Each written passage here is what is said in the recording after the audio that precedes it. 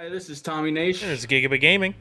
and this is the G.E.S.T podcast where we talk about gaming, esports, streaming, and technology.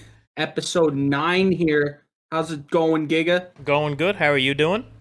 Doing pretty good, man. I mean, I got the consoles. You can kind of see them right here if you're watching the video version. Got the PS5 and the Xbox Series X. We're going to be diving into that a little bit, see my initial impressions on them. They're pretty good. I do got to say that. And we also talk about some other things such as like Call of Duty coming out, and then we got the esports streaming and Twitch news. We're loaded today. Load it up, boys. All right, do you want to get into the your thoughts on PS5 and the Xbox Series X? Because I don't have either of them, so. Yeah, so I got the Xbox Series X the day it came out. I went up to Best Buy and picked it up. Pretty easy overall. I just went up there, showed them my order number, and they gave it to me. I even got like 3 months of Game Pass Ultimate for $15 off with the purchase of the Xbox, so that was really worth it. And even when I activated the code on the Xbox, it gave me another month if I just activated recurring purchase, recurring subscriptions. So I got 4 months for $30. Can't really go wrong there. I probably don't have to worry about Ultimate until like May or something because I already had a month or two left the way it was. Setting up the Xbox was honestly very easy because you use your phone Xbox app to set it up. You just type in a code and you're already logged in on your phone, so it just goes right through the steps and the processes, and you're good to go. So I only got one game for the Xbox Series X. I mean, not including Game Pass, which I've tried many games on there too. But I've been playing Valhalla, and that game is absolutely amazing on the Series X. I have it going through my Elgato 4K capture card onto my 1440p monitor, and it just looks beautiful. And even streaming wise, the quality is really up there. So I'm very happy about that. But you can really tell that this is like some next gen technology. I mean, would my computer be able to run it the same as the Series X? I don't think so, especially with streaming on top of that, just because of how well this game looks. I don't have the greatest computer either, but the game looks amazing, feels great. That 60 FPS and the 1440p, it's a beautiful thing, in my opinion. And then we hop into the PS5. I set that up also, and very easy to set up. If you have things on your PS4, you can turn on your PS4, plug an Ethernet cord into that, and then put it into the PS5 and transfer over saves and even full games if you want to. And that was really quick. It took probably 15 minutes to transfer over 2 games, Jedi Fallen Order and Ghost of Tsushima, as well as with their saves. So that only took me like 15 minutes to do. And then I played Astro's Playroom that showcases the controller, and holy shit, this controller is one of the coolest things that I ever laid hands on, I guess I could say. The triggers are absolutely insane. If you're like in Astro's Playroom, there's part where you have to like use a bow and arrow, and it actually feels like you're like pulling back the bow to shoot the arrows. And then there's like mini guns, and it's just like constantly vibrating the triggers, and the feedback is just insane.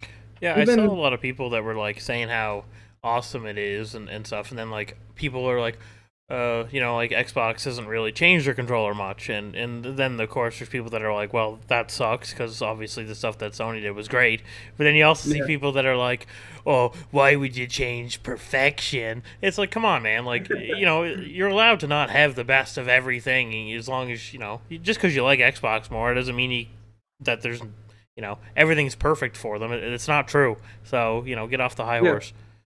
absolutely.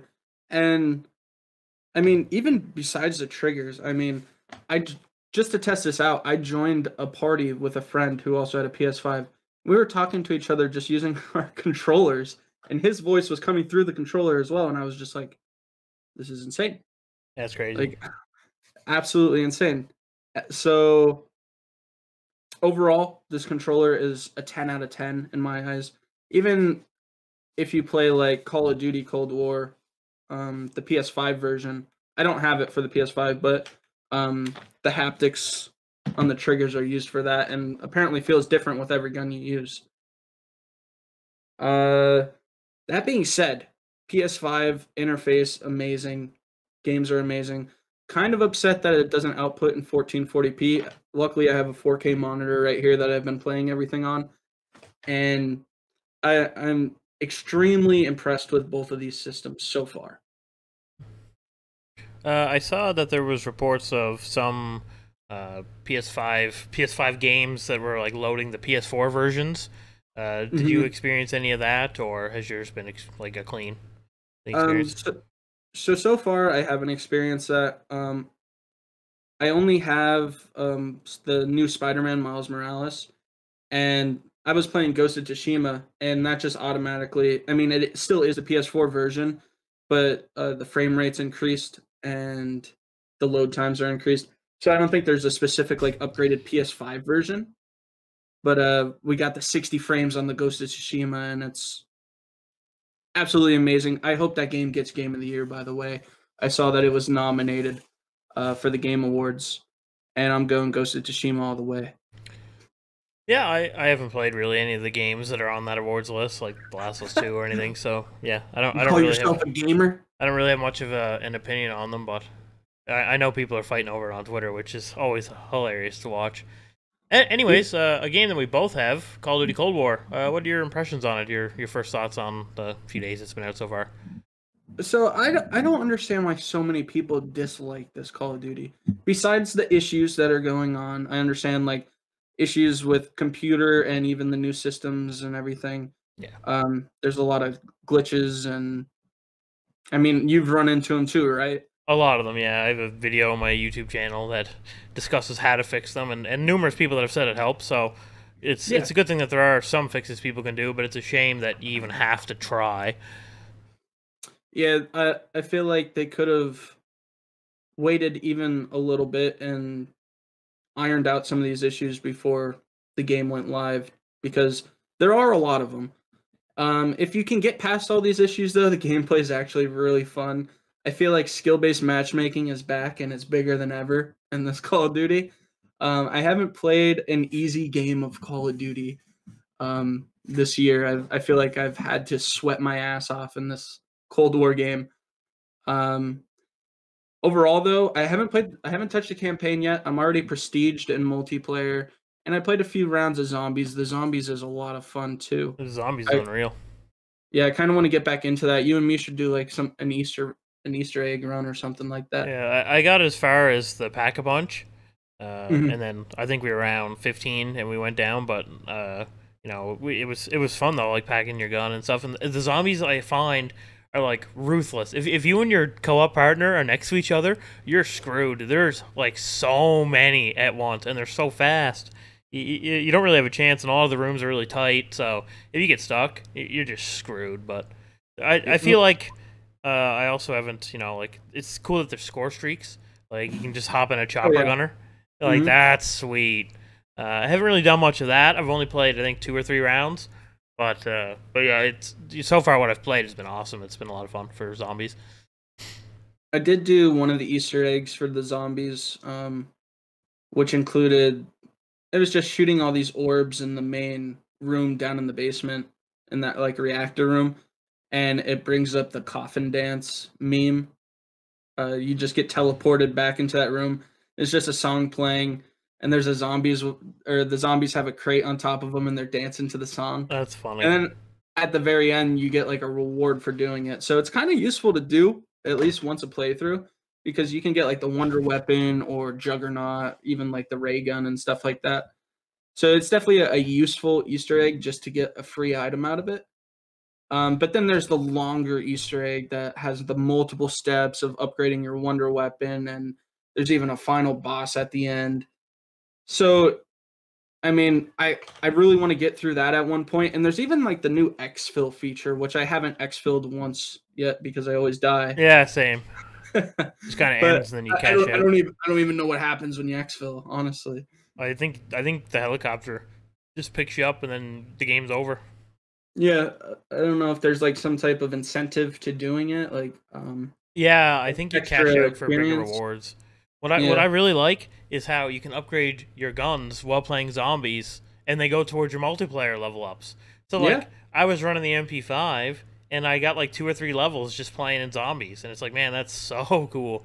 Like it'd be a little harder to do it for some of the more niche weapons, but overall, if you're just running like normal guns, you'll just level them all up if you play enough zombies. I was watching a video that was talking about the gun experience in this game because everything's cross progression. And for multiplayer, you get like 100 XP per kill, basically. It doesn't say how much experience you need to level up your gun. So this is all estimated numbers. Yeah. It's just based off of the bar. So basically, you get like 100 XP per kill in multiplayer, and then in zombies, you get like 6 to 7 XP per zombie kill. Which is still a lot because you're killing like 30, 40, 50 a round, so Yeah, or exactly. more. Uh, Imagine if you're getting to like round 100 too, then oh my I dude, feel like like the potential of leveling up a gun all the way.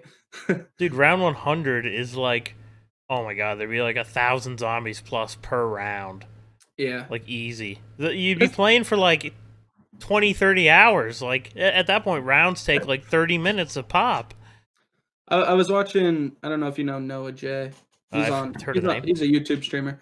I hate those He people. did a speed run of him getting to round 200, and it took like 5 hours and 20 minutes. But he had it like completely down to a T, where everything he was doing was just so on schedule, on track. Round 200.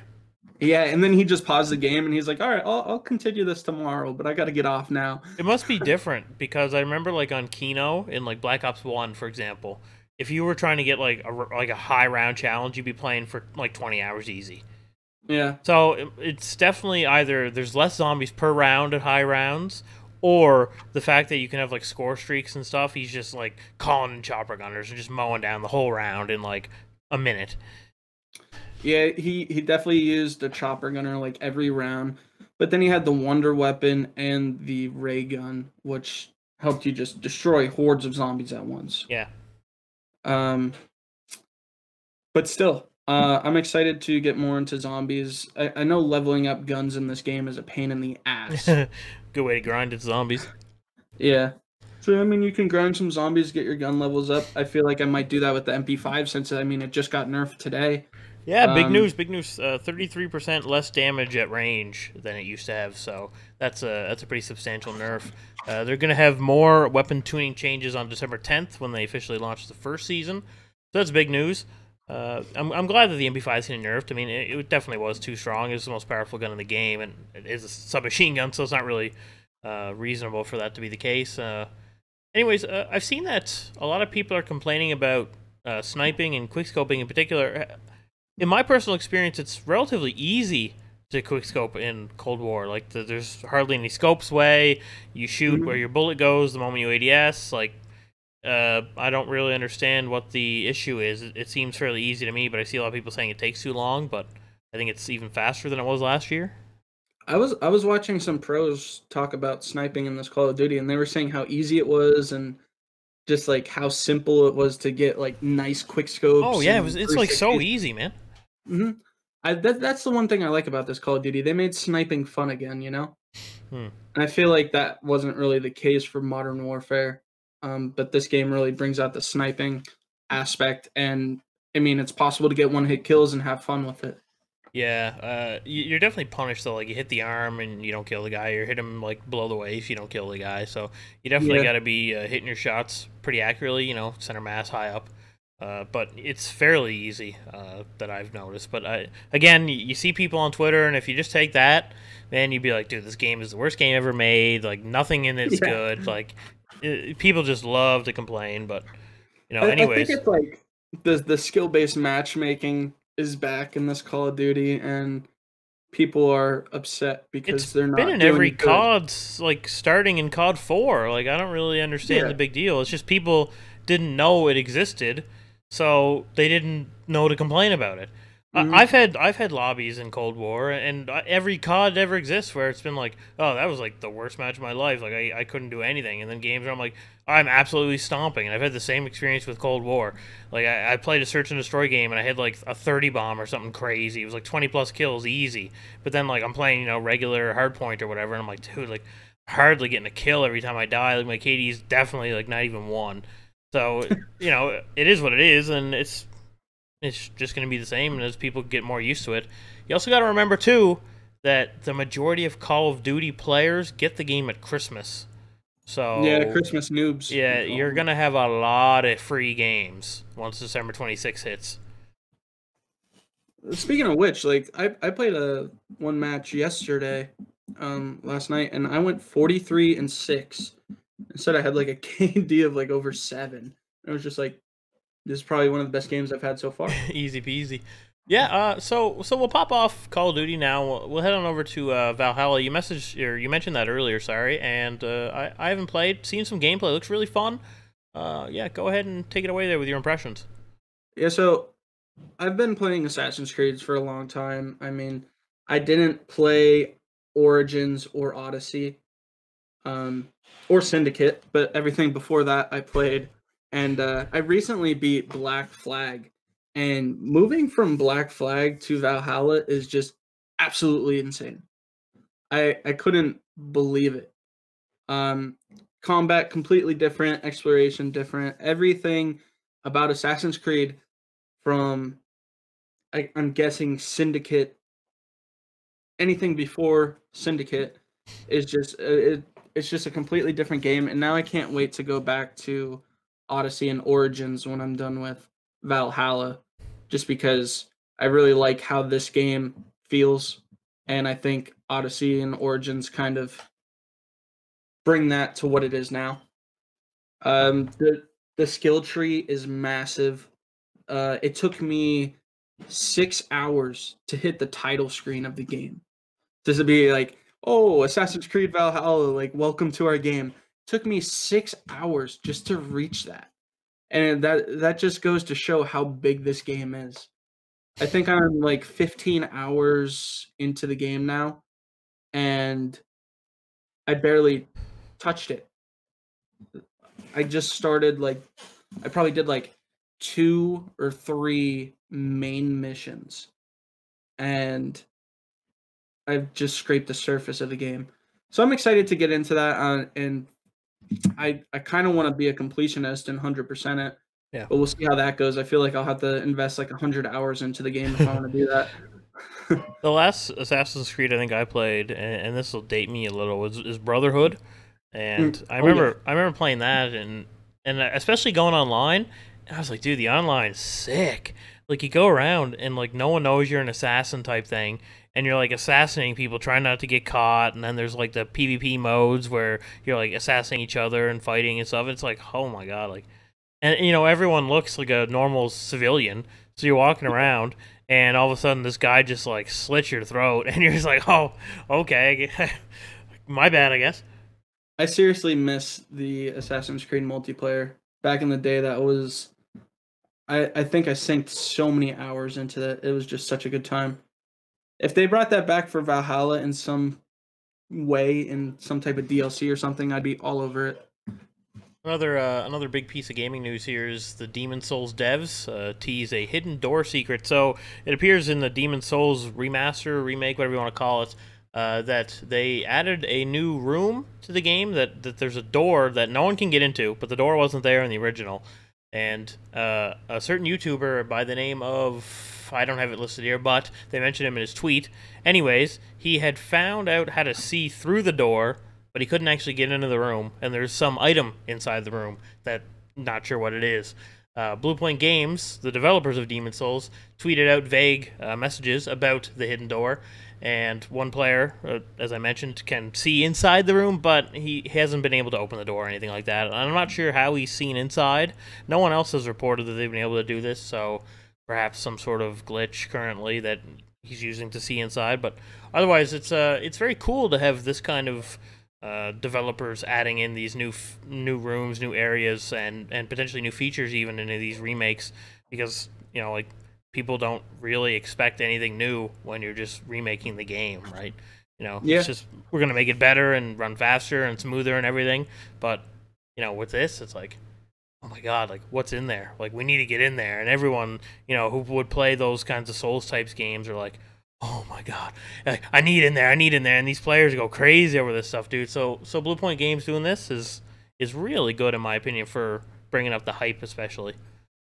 I really want to get Demon Souls, and I probably will, but I have so many single player games that I need to beat right now that it's on the list of games I'm going to get. But I have Valhalla I want to beat. I want to beat Ghost of Tsushima and um, Miles Morales that I also just got. So after I beat those three, I feel like Demon Souls is a good contestant for the next single player game I play. How about you? What kind of single player games do you play? Right now, I guess Cold War will be the next like single player campaign that I'll be picking up and beating. Yeah, I got to beat that too. Cyberpunk, I think I'll be picking that up not at launch, but sometime shortly after. I think that'll be a really fun game. But honestly, I've always been more multiplayer focused than single player, and that's not to say single player games are bad. I think they're awesome, but I usually just typically have more fun playing multiplayer games.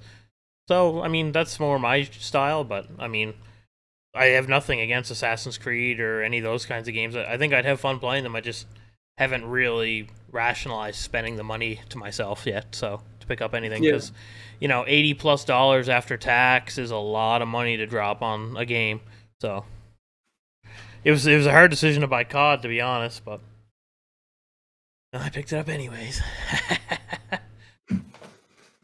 If you want to get into the esports news now, I think this would be a good time. We only have about one topic here, but it's a juicy one.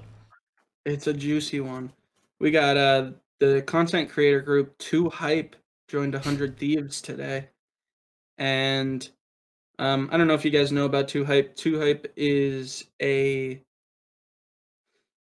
it's a group of content creators, 6 members, and they're known primarily for gym retreats and content revolving around a basketball court, each having unique personalities that adds variety to each video.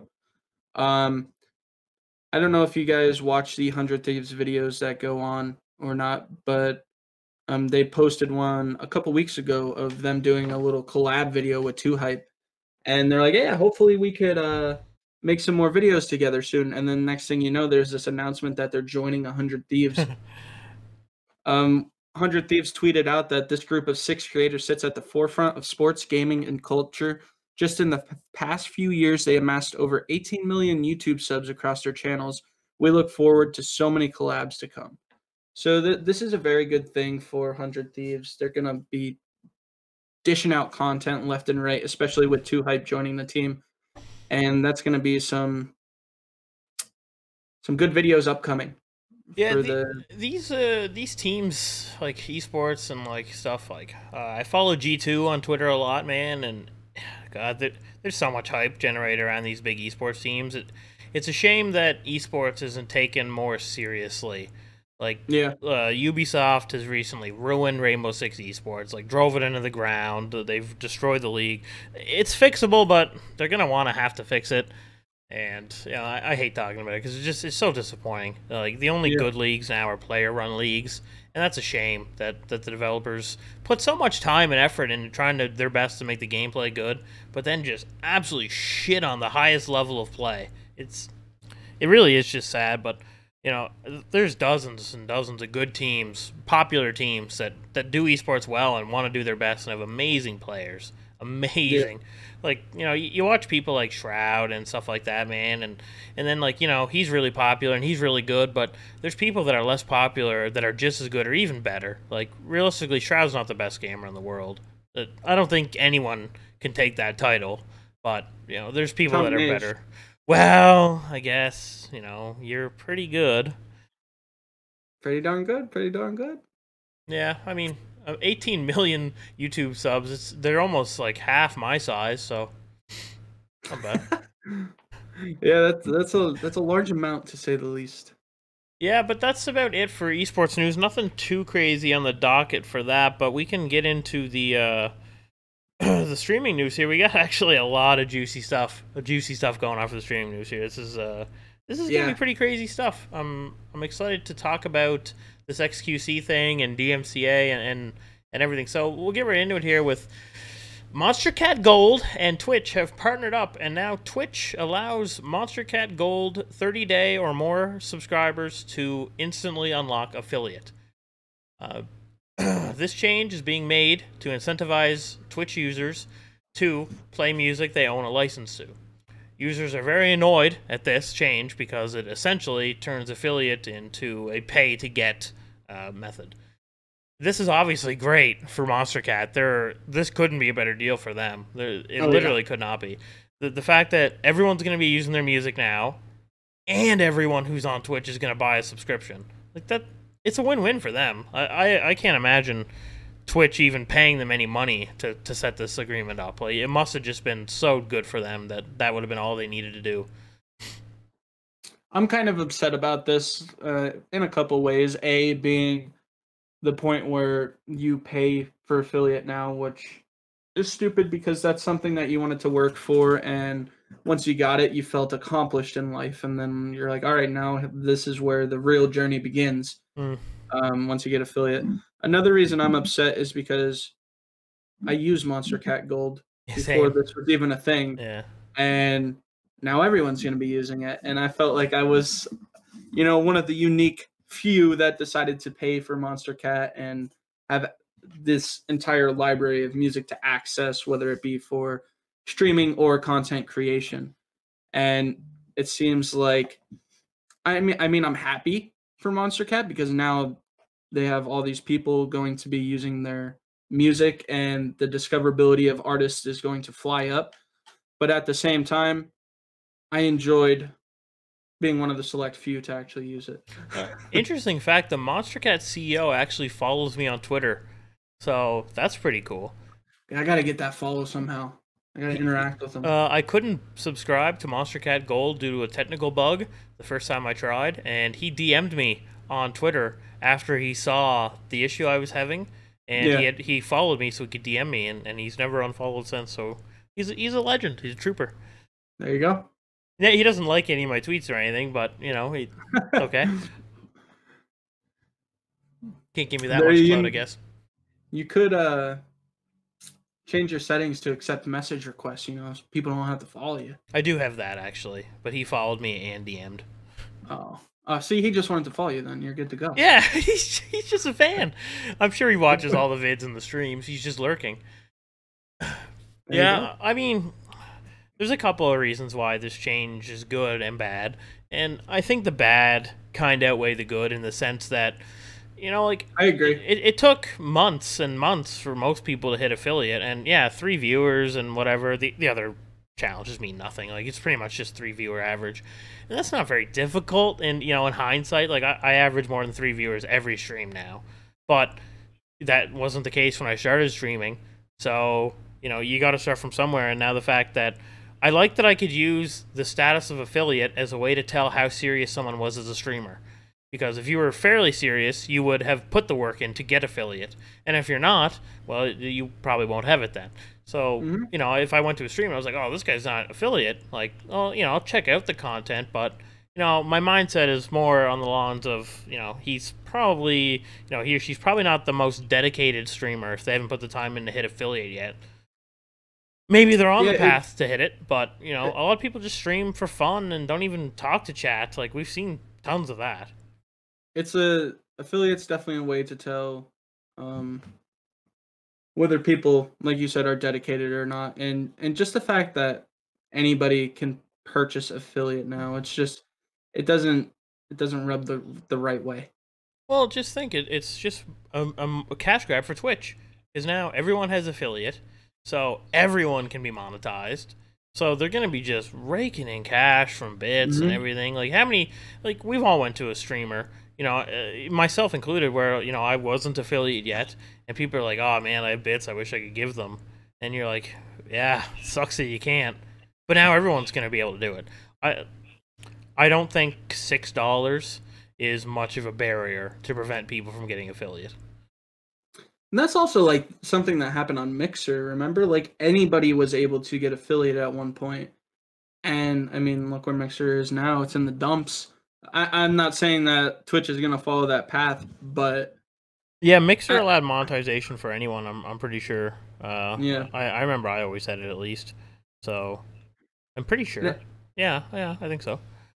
I mean, that being said, like even for Mystic Alliance, the organization that me and Giga's in, when we're looking at streamers, one of the things we look at is if they're affiliate or not, because we can tell that people are putting in the time and effort to want to stream. And now, if people are just making their way in there, it's like we have to look deeper and deeper to make sure that these streamers are actually, grinding and are dedicated to, I mean, being what they want to be. Yeah. On another Twitch-related topic, they've now announced what they're calling multiplayer ads. They're currently in closed beta. These ads will be shown to all viewers of your stream at the same time, with exclusions being people in separate regions where these advertisements may not apply. Once the ad is completed, viewers complete a short survey, which then generates bits for the streamer. Subscribers will not see any multiplayer ads, and these ads will count towards disabling pre-roll ads for the streamer. This is good and bad. It's good in the sense that, yeah, now a streamer is going to get even more money for running these ads. It's bad that now Twitch is getting even more information out of people. Like, having to complete a survey, even a short one, is still tons of information for a multinational company like them. Mm-hmm. And it's just another way for people to have more incentive to run ads. And overall, I mean, I don't like having to watch an ad. I just don't. I mean, I will, but like I don't like it. No one likes it, and I don't think it's a great idea. I think Twitch can make money in lots of other ways that aren't this advertisement aggressive. I feel like they just keep trying to find more ways to make money, and it's just like you have to be making a shit ton right now with all these streamers and partners and on your platform just constantly raking in money themselves. I just feel like and especially if Twitch is getting half of all this money, at least half, they have to be loaded. And it's just like they're owned by Amazon, so like the company, no matter how good or bad they do, Twitch could never go under. Like they could be bankrolled by Amazon's money for forever. Yeah. Obviously, no company wants to have to bankroll a certain section of their company because they're doing so poorly, but I don't know. Like, I don't know the Twitch monitor or the revenue Twitch generates year after year, but I can't imagine they're in the red. So I don't know. I mean, if the streamers get a lot of bits, I'm okay with it. If my answer to your survey gives you 50 bits, that's pretty good. But Twitch probably isn't going to give out that much. Like, 50 bits is what, 25 cents for Twitch? Well, the amount of bits that you get, Twitch doesn't take any of that. They take it before the bits are purchased. So if you get 50 bits, you're getting 50 cents. And it's just like you get 5,000 bits, you're getting $5. So when you're purchasing bits on Twitch, they take the cut before you purchase them. So all bits, each bit is equal to 1 cent. Okay, I understand. Did not know that, and I have streamed on Twitch for a long time.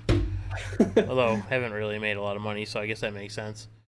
Yeah, we can definitely go on about Twitch's cash grabs lately, and the issue that I have is that they just keep saying we're sorry and we should have done better and we should have done better. Well, start doing better. Like, stop saying you should have and start doing it.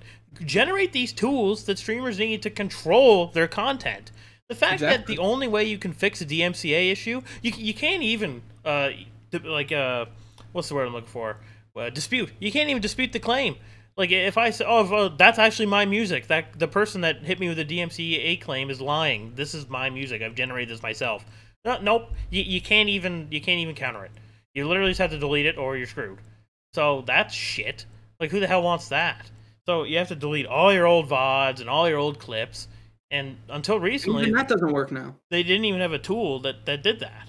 So I don't know if you know this or not, but even your Twitch VODs are like publicly archived, and these licenses are going out to these websites where your Twitch videos are archived, and they're running bots through it to see if there's any DMCA music in there. So even if you delete all your clips and your VODs, you can still get a DMCA for something that you don't even have on the Twitch channel anymore. Twitch has said that they've fixed this issue, so hopefully it is resolved. I don't know if it's still happening, but I did read that that was a thing that was happening. Oh, okay. I mean, that being said, people are trying their best to help out the cause on Twitch.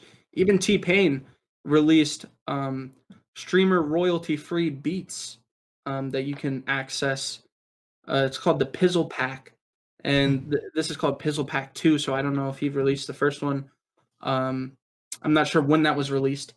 But this is basically beats that T-Pain made on stream and decided to release to the public to use on Twitch, which is DMCA free.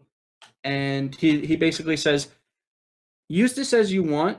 He's like, don't like record your own lyrics and rap over my beats because I will sue your ass. But he's like, this is Twitch free. Like, use it for background music, whatever you want. And there's like 100+ beats on there that you can just use. And I mean, shout out to T-Pain for that, because that's very useful, especially for a lot of streamers. And even I am thinking of starting to use some of those beats because, I mean, like I said, everyone and their mother is going to be using Monster Cat right now. So there's different ways that I could take advantage of that. Yeah, 100%. So still Twitch related, but a little movement away from the DMCA, and that's Shroud and Tyler One losing all respect for XQC over a Fall Guys stream sniping occurrence. XQC was banned for 1 week due to this occurrence. So during a match from which XQC had already been eliminated, he was found to have grabbed an opposing player who was still competing, so that his teammate could ensure a qualifying spot. XQC has been suspended from Twitch for 7 days for stream sniping in the Twitch Rivals tournament. Twitch has also banned him from Twitch Rival events for 6 months. He must forfeit his prize money from GlitchCon. And what he said was, and I quote in a tweet, "What I did had no impact on the outcome, but it was wrong. Sorry again, I wasn't trying to cheat out of malice, I was just trying to entertain. 7 days suspension for now, ride like lightning, crash like thunder. Go again. P.S. Give my winnings to charity and I'll match it."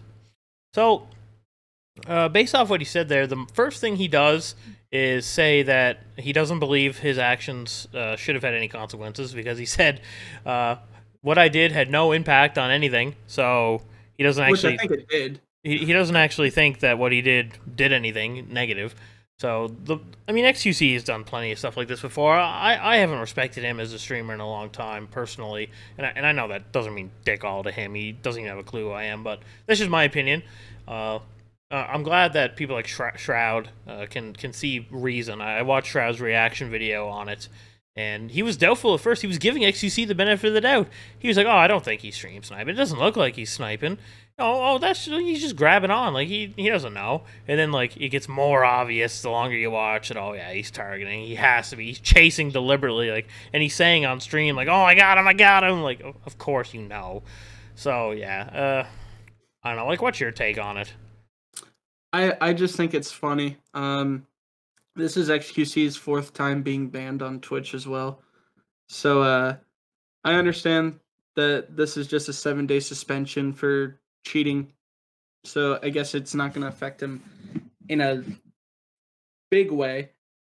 But in the end, I think XQC is a little scummy for doing this, especially when there's prize money on the line. And then later on he has said, like, "Oh, I think he was talking about like Dr. Lupo or something, who was in the tournament as well, and he's like, I'll give my money to Dr. Lupo's charity of choice." And then he goes on and he goes, "And then I'll refund it and take all the money back." And it's just like, how scummy do you got to be to say something like that? Like, it's going to a charity, you know?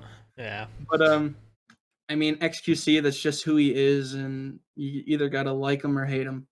Well, I mean, like, I've watched some of his streams, man, and he's saying words that I don't understand how he's not already banned for like dropping the R word and stuff like that, and just Yeah. crazy toxic. I don't understand how he's allowed to be on the platform. Really, like it just kind of goes to show that Twitch just picks and chooses who they ban and who they punish. Because like someone smaller who wasn't making as much money as them would definitely be hard permabanned already for the stuff that he's done. And this is his fourth time. Like, when's the line? Like, how many times can you break the rules and just get away with it? Oh, 7-day suspension, haha, rich guy doesn't care. 7-day break, boys, let's go. Like, he doesn't care. Obviously, It's like if he cared, he wouldn't have done it. Dr. Disrespect gets banned for no reason, and then you have XQC over here doing everything and anything to get banned and not even being... I mean, well, he is banned for 7 days, but I mean, he's not banned for life from the platform, you know? Yeah, I don't really understand it, but I don't know. Like, what else? What do you think? Like, you know, it's just I definitely couldn't get away with it. You know, let's say I had 1,000 viewers or something, and I was making okay money. I don't think I would get away with it the same as someone else would. I don't know. No, definitely not. I just don't think. You know, like if you're a smaller streamer and someone catches you like that, I think you're screwed. But someone on this caliber of size, I don't really think they punish them nearly as severe as they should. No, I guess it just depends on who you are, how popular you are on the streaming platform, and how much money you bring into Twitch at this point. Well, that's enough of the streaming news. I think we covered that pretty good. We'll move on to the tech news now. We got some you know, some topics that we don't normally talk about too much. We'll bring up Nvidia's first, but it's not what you think.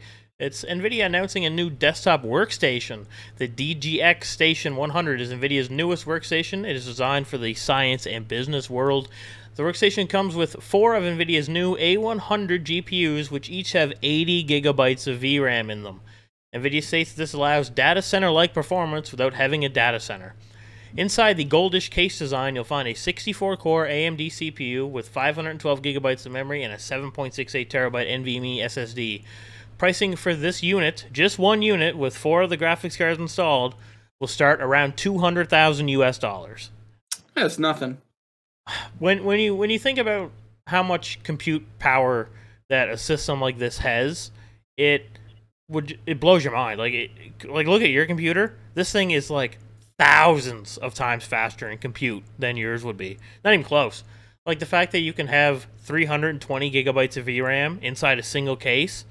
Like my graphics card is 8, and it's actually the A100 GPUs are smaller than mine. And another cool thing is the case itself. It uses refrigerant style cooling to cool these GPUs. So that's pretty cool. Yeah, you plug it in, and it's essentially like a refrigerator inside the case, which is obviously awesome. Like you don't even have to worry about anything. Yeah, no, that's cool. I know nothing about that, but I'm just saying I'm gonna start saving up for it now. Pretty much every business that has anything to do with science and tech will have something like this. Like, for example, BMW would have multiple of their prior gen systems because they do tons of calculations for crash tests and stuff like that. I watched Linus's video recently on the BMW headquarters tour, and that was a good one. It was really good. I didn't realize how much computing horsepower that they'd have inside their building, but it's a lot. I can imagine. Anyways, we got some browser updates here. Flash on Firefox no longer going to be supported on January 12th, 2021. This brings an end to Adobe Flash Player. Adobe Flash Player is insecure and can be easily exploited by attackers. This is the reason why they are ending support. In 2017, Adobe announced that 2020 would be the year to end all Flash support, now with most of the web browsers currently cutting ties. Yeah, Adobe doesn't want to support Flash anymore. They haven't wanted to support Flash in a long time. And it's about time that the browsers finally completely get rid of it. You don't see any Flash on any websites anymore. That was like, remember playing those old Flash games when you were younger? Like that's what I'm saying, dude. That's the end of Flash games, man. Like on the Cool Math Kids or whatever. Oh yeah, those were the Congregate days. Even. Oh my God! So many games on. You're in class and you're playing and you're like looking around for the teacher and they're not coming. And then they start walking over and you control W and you're pissed that your game had end, but at least you didn't get caught out. Yeah. Google Chrome latest update, it delivers the largest performance increase they've had in years. Chrome will now prioritize your active tab over other background tabs, reducing CPU load by up to 5 times and extending battery life by over an hour in Google's tests for laptops. Chrome will also now open 25% faster and loads pages 7% faster, all done using less power and memory than before. A new search feature will allow you to search for a tab that you may have opened, so a lot of users have 50, 60 tabs open at a time. It can quickly get overwhelming, and you can't find the tab you're looking for. Well, now you can search for it. This new update is already rolling out to select users. Mine actually updated today. Haven't really noticed any direct changes, but I also haven't really looked around for it. So yeah, that's great news for, I mean, most of the world's on either Firefox or Chrome, so. Chrome's always destroying my RAM and CPU, so I'm excited for this update to come out. I don't think I've received the update yet, but yeah, mine popped up and it said new update, click here to install in the corner, so I did that. But normally they just automatically install. You don't even have to touch anything. Yeah. So on other news, AMD's new GPU launch is facing the exact same shortage issues as Nvidia. Hardware Unbox has spoken with retailers and was told that stock is awful, as bad or worse than the 3080. Wow. AMD claims to not have stock issues, and has hinted that they wouldn't, but the reality does seem a lot different. It says here, as of video release, we should know about stock issues. We already know about them now. They're having horrible stock issues on all websites. It is just as hard to find a new AMD graphics card as it is to find an Nvidia one. And this is very disappointing, not because I didn't expect shortages, like I reasonably expected them. It's that AMD was throwing stones at Nvidia for having shortages. Meanwhile, they're doing the exact same thing. It's bad business practice, in my opinion, to be throwing stones like that. I mean, your performance is good. These graphics cards are the best you've ever had, but you know, you're still having the same issues as your competitor. So why are you trying to act all high and mighty? Yep, I agree with you. Weren't they sending out emails for like AMD specific members? They were allowing dedicated AMD users that have had AMD graphics cards in the past for a while to potentially order them before other people could, because they wanted to have the graphics cards in the hands of as many gamers as possible before bots and such could even have a chance to purchase them. This is a great business strategy. I really did applaud this. I didn't get an email. I'm not sure what the criteria was, but I have had a AMD graphics cards in my system for years now, so I'm a little disappointed at that. Otherwise, though, I do think the idea is great. You know, the fact that they're giving... It might seem a little favoritism, but, I mean, they're AMD's customers, and they know there's a good chance they'll upgrade, so it's a smart move to make sure that they can get as many cards into people who want them. You know, if you got that email, you're probably not going to buy one unless you already wanted to. So, I mean, it's a positive. That being said, I think the email had the same link for everybody who got the email, so they would easily be able to just hand that out to somebody else. No, you had to my knowledge, it was a separate one. Like each user got emailed a different link, and it was like a one-time thing, I think. Okay. But I might be wrong, but I think that's what I read. And the last bit of news here we have for tech, and this is a pretty nice one for gamers, and I think I'm going to pick it up myself. The Logitech G Pro X Superlight wireless gaming mouse. This is Logitech's new mouse that they've just announced. It weighs under 63 grams, 25% lighter than their current G Pro wireless. It is compatible with Logitech PowerPlay. It is $149 MSRP. It will launch December 3rd. And it uses the Hero 25K sensor with a 1000 Hz USB polling rate and a 32-bit ARM microprocessor inside, and it also supports 5 buttons. So this is really good. People are really into lightweight mice. I have the G903 myself. It works really well. I do like wireless. Normal Pro. I don't think I'd ever switch back to a wired mouse now that wireless is... Performance is identical. Like the fact that I can just put it anywhere and I don't got to worry about the wire is great. And I have my little dongle. It just kind of sits close to the mouse, and I can easily just swap it and plug it in, and I don't know, it works like a charm. So it's a nice thing to have, especially before Christmas, right? Like that'll be a good thing that a lot of people are gonna put on the Christmas list, I think. Yeah, I think having this G Pro wireless mouse was probably one of the best purchases I've ever made mouse wise. I feel like I can't go back to something wired, like you said. And I was even using one of those bungees for the wired mouse, and this still just makes no it's no compromises. Yeah. Like I had a G502, and don't get me wrong, the G502 is a great mouse, and it fits your hand really well, and it's quite large, but it's just heavy. It's like well over 100 grams, and I don't know. I always didn't worry about it, but now that this mouse is lighter, I'm like, oh yeah, this is definitely better than the G502, and I think I'll probably feel the same way when I get a G Pro X. And uh, I was kind of thinking like it would be really cool if I could perhaps put my logo on it. So I was trying to think of a way to do that, and I could probably get my logo in a really small sticker, but it would be cooler if it was something like spray painted on. So I don't know, but I might look into something like that. Why did that just? Oh, I see what happened. Sorry about that, video watchers. My screen had went away for just a moment, but it's back now. Anyways, yes, that's about it for all the news that we have here. Do you have anything else you want to add? I do not. I do want to say, once again, follow us on the Guest Podcast. We should probably start saying the stuff at the beginning. Follow us, Guest Podcast, on Twitter, the Guest Podcast.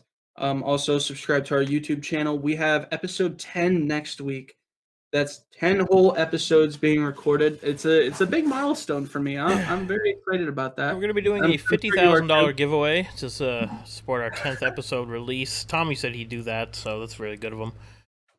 Yeah, I probably wouldn't listen to that, but take it how you will. We are going to have a guest next week. I'm pretty sure. I hope. And episode 10, man. Yeah, we're going to lock that in. Here's to 90 more after that, so we can get to the episode 100 milestone. Oh my god, we'll be rich by then, easily. Easily. All right, folks. Well, that's Guest Podcast episode 9. Hope everyone enjoyed. Again, make sure to follow us on Twitter. Subscribe to our YouTube channel. This is Gigabit Gaming, and that's Tommy Nash. We're signing off. Peace.